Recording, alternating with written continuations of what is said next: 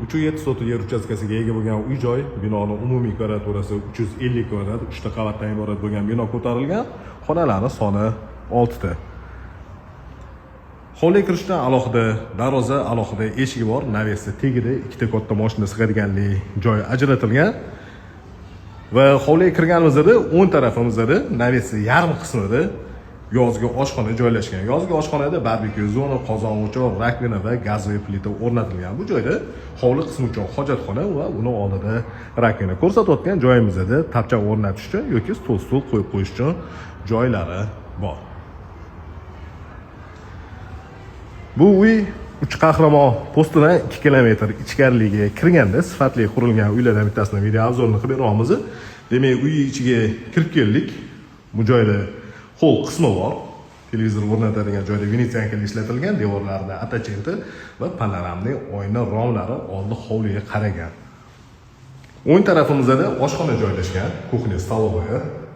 Patologlariga natijada tortilgan, patologga balandligi 3,5 metrni tashkil qiladi. Zalning razmeri uzunasiga 8 metr va eniga 4 metr. Qo'shni devorlar 1,5 metr tashlab imorat ko'tarilgan.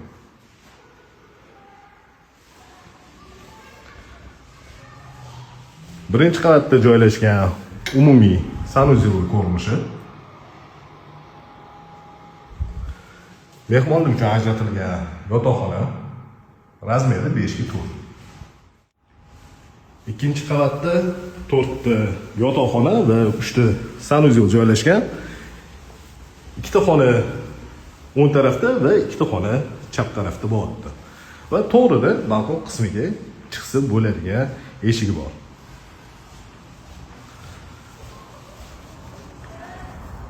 Ikkinchi qavatda hovlining ko'rinishi taxminan 1 ga 3 razmerda balkon tushgan. Yotoqxonalarning razmeri asosan bir xil, 5 ga 4 razmerda. Ota-onalar uchun ajratilgan yotoqxonaning ichiga kirib kelamiz.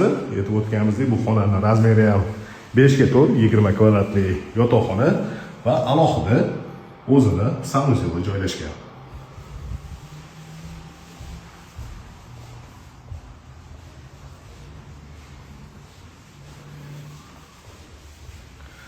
Bu joyda yana bitta yotoqxona bor va bu yotoqxonaning ichida ham o'zini sanuzeli joylashgan.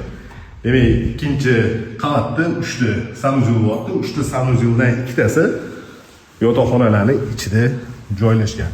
Har bitta qavat uchun alohida elektr shitlari yig'ilgan. Bu joyda ikkinchi qavat uchun umumiy yuvinish xonasi joylashtirilgan.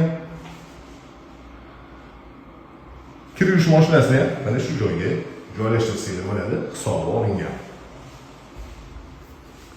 Ikkinchi qavatda joylashgan 4-xona. Bolalar uchun ajratilgan yotoqxona. Aytib o'tganimizdek, xonalarning razmeri asosan bir xil, 20 kvadratli yotoqxonalar. Endi imoratni podol qismiga o'tamiz.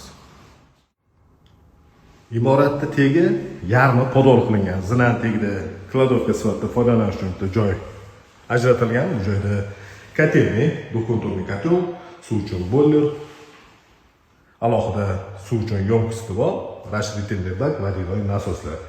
Va bu joyda podol qismi, katta yaxlit bitta xonasi bor.